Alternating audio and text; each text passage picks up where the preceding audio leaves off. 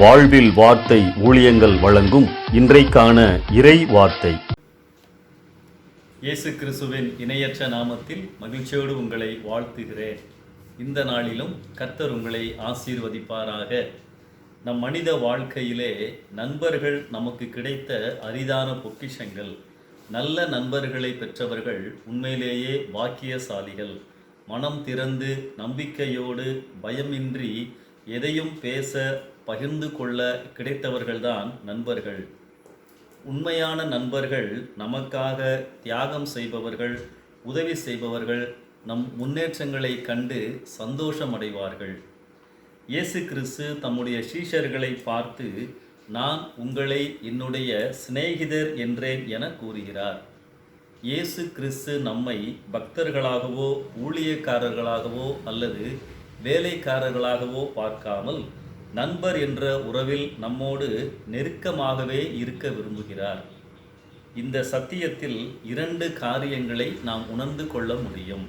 முதலாவது, பட்சபாதம் இல்லாத கடவுளுக்கு வேதத்தில் குறுகிய நண்பர் வட்டம் கிடையாது. தம்முடைய பிள்ளைகள் அனைவரையும் நண்பர்களாகவே கருதுகிறார்.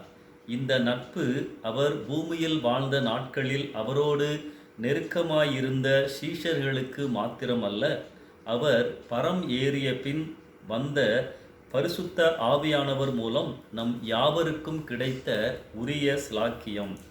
எனவே இன்று நமக்கு எந்த ஒரு மத்தியஸ்தரும் தேவையில்லை. நாமே நண்பன் என்ற உறவிலே அவரோடு நெருக்கமாக உறவாடலாம். இதைத்தான் அவரும் விரும்புகின்றார். இரண்டாவதாக, மனிதன் கடவுளுக்கு நண்பனாவதற்கு செலுத்த வேண்டிய கிரயத்தையும் வேதம் காட்டுகின்றது. யோவான் 15ஆம் அதிகாரம் 14ஆம் வசனத்திலே, நான் உங்களுக்கு கற்பிக்கின்ற யாவையும் நீங்கள் செய்வீர்களானால் என் சிநேகிதராய் இருப்பீர்கள். ஆம், கடவுளுக்கு கீழ்ப்படிந்து வாழும்போது நாமும் கடவுளும் நண்பர்கள். கீழ்ப்படிதலை ஏற்றுக்கொள்ள மனதில்லாமல் வேறு எந்த வழிகளிலும் நண்பனாக முயற்சித்தாலும் பயன் இல்லை. உண்மையான நண்பர்கள் கீழ்ப்படிபவர்கள், விட்டு கொடுப்பவர்கள். ஆண்டவருக்கு கடவுளுக்கு கீழ்ப்படுகிற அவருடைய பிள்ளைகள் யாவருமே அவருக்கு நண்பர்கள்தான். ஏனெனில் அவர்களோடு அவர் பேசுகிறார், வழி நடத்துகிறார். இந்த புதிய ஏற்பாட்டின் காலத்தில் இயேசுவின் மரணத்தின் மூலம் ஏற்படுத்திய நெருங்கிய உறவின் நிமித்தம் நண்பர்களாகவே பாவிக்கிறார். கீழ்ப்படிந்தால் நெருங்கிய உறவில் நல்ல நண்பனாகிய கடவுள் நாம் பெறுகிறோம். என்ன ஒரு ஸ்லாக்கியம்! ஆம், இயேசு கிறிஸ்து என் மிக சிறந்த நண்பர். எவ்வளவு உற்சாகமான வார்த்தை!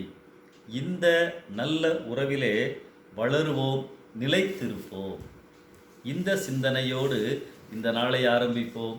கர்த்தர் உங்களை ஆசீர்வதிப்பாராக. ஆமென்.